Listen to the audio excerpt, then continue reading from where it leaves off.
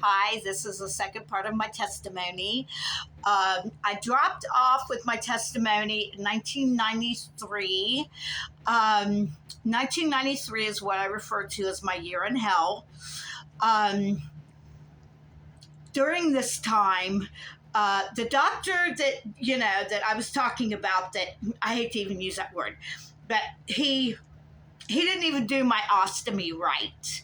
Okay. Had it not been for Dr. Fessler doing the job of a surgeon, which he wasn't even a surgeon, it wasn't even his job. This doctor in May of 1993 dropped me as a patient. Dr. Fessler stepped up. He had to rip my ostomy open with a blunt rectal tube. He had to repeatedly go in, and I've never shared this with anybody but a therapist, and he had to rip it open. If it wasn't for Dr. Fessler, I would not be here today. That was a horrible experience, and up until now, I couldn't even talk about it because I was afraid I would start screaming and just simply never stop. It was awful. Anyway, finally, on New Year's Eve, I went back up to Columbus to my surgeon. Dr. Fessler's nurse said, "What about your surgeon in Columbus?" So I went back to him. He did numerous surgeries on me. He gave me a new ostomy. He did numerous surgeries on me. Christmas Eve of 1994. Now, that's how dedicated Dr. Stephen Fessler was. He had office hours on Christmas Eve. And he told me, "Hey, you got the bright idea." He said, "When do you want to get this ostomy reversed?" And I said, "Not this lifetime, oh pal of mine. I'm doing better now. I have cheated death too many times. And if it ain't broke, don't fix it." And he made a good point. He said, "Well, I think that you would accept it even if it doesn't work and we have to go back and give you another ostomy. I think you will be able to accept it more if you know we've done everything we could." And I said, "What's this we garbage, Steve? You're not the one that has to do the dying if this doesn't work." So I said, "Okay, let me think about it, talk about it with my family over the holidays." Well, Monday, the following Monday, I get a call from Dr. Schlanger's nurse up in Columbus. "Oh, we got a call from Dr. Fessler, and he says you want to reverse your ostomy, and we're going to, schedule an appointment." And I'm like, no. I said I would think about it. But God bless Dr. Fessler. That's how he is. He gets something in his head and he just runs with it, But anyway, May 11th, I had the reversal. It was a 7.5-hour operation. And the doctor, I woke up in ICU on a respirator because the anesthetic had, for so long, that damages your lungs, caused my lung to collapse anyway. His exact words were, well, I'm going to paraphrase one word because it's a cuss word.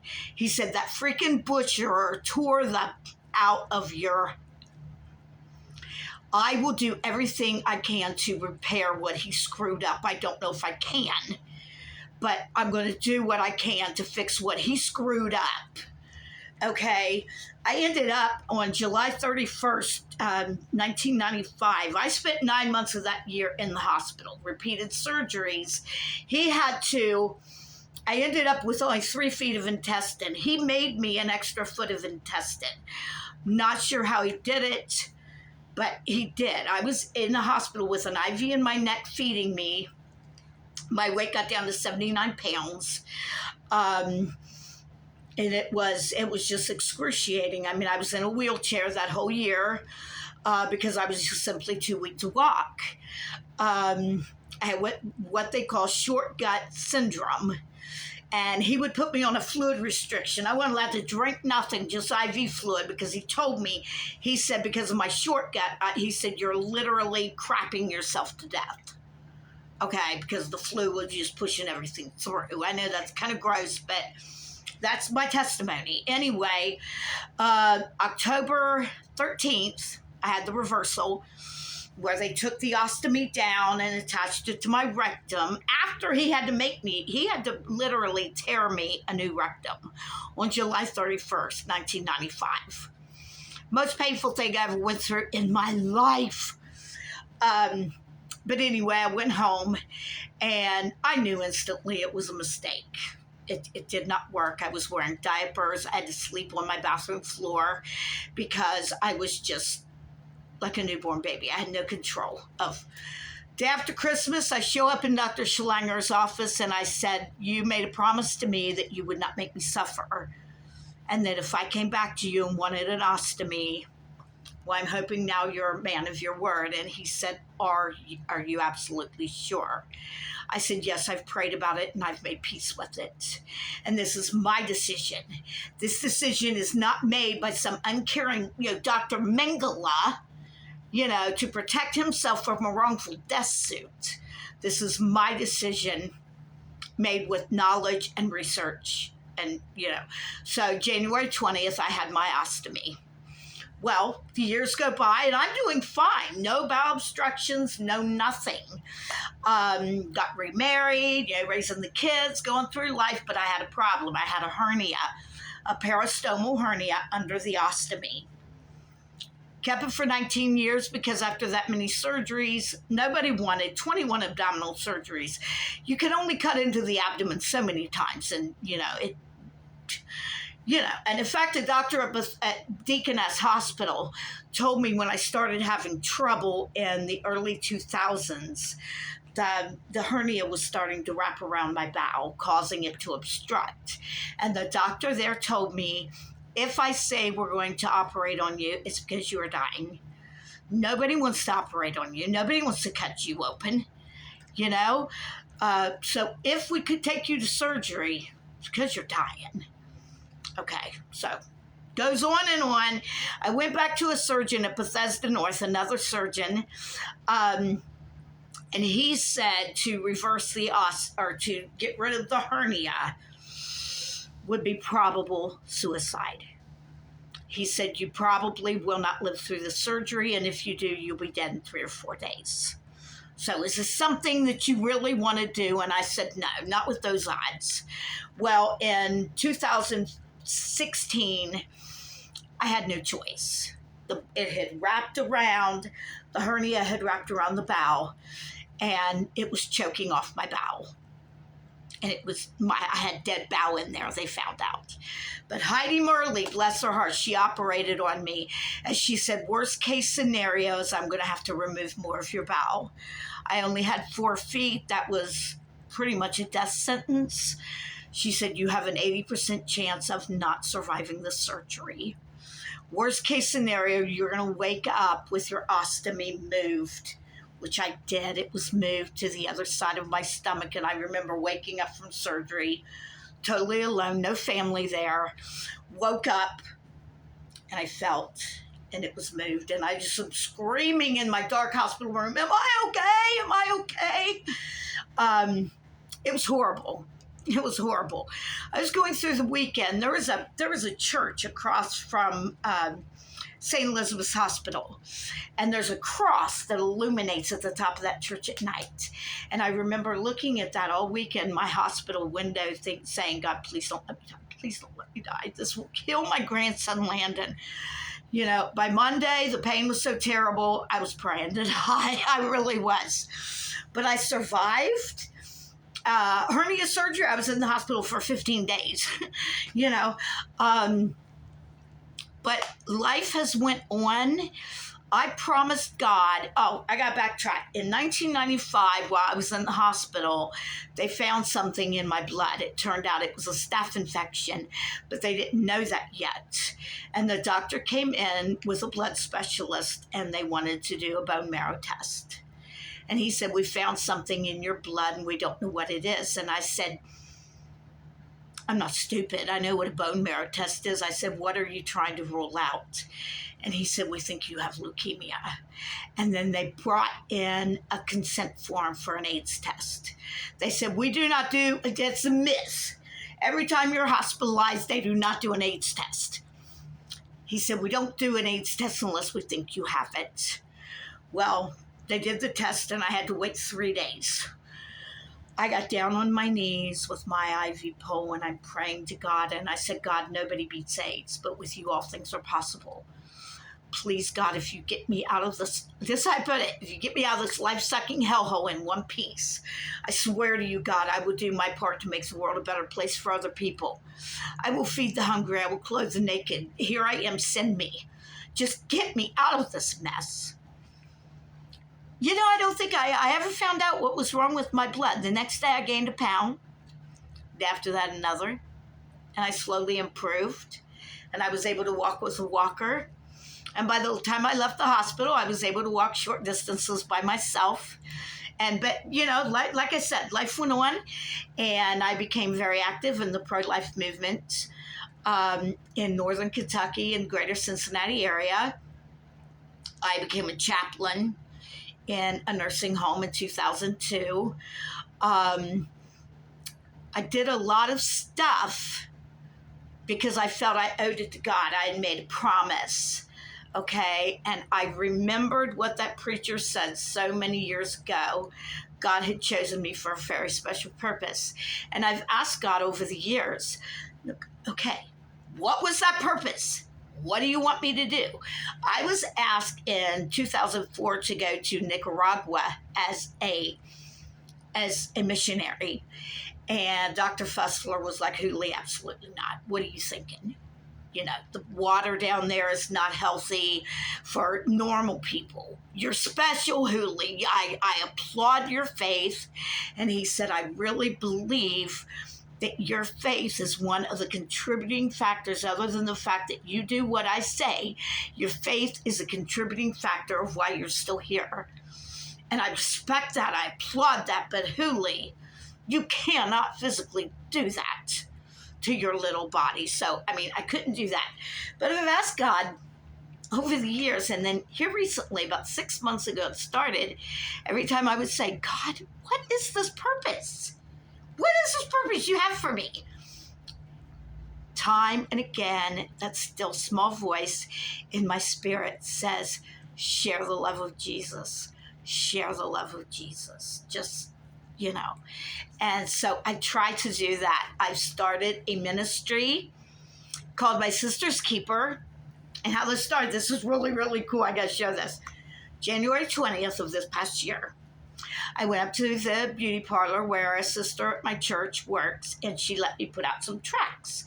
Well, I started talking to a woman, came in to talk to her, and it turned out she was works at the Campbell County Justice Center at the jail in Newport. And me and her got to talking about me starting up a ministry for the women. Well, we were held up, and I had my little dog in his little baby buggy. She's opening the door for me. And I was held up talking to her. Had I not been, I would have been further up the street. While I'm heading east, there is a yellow, tricked-out truck heading east also.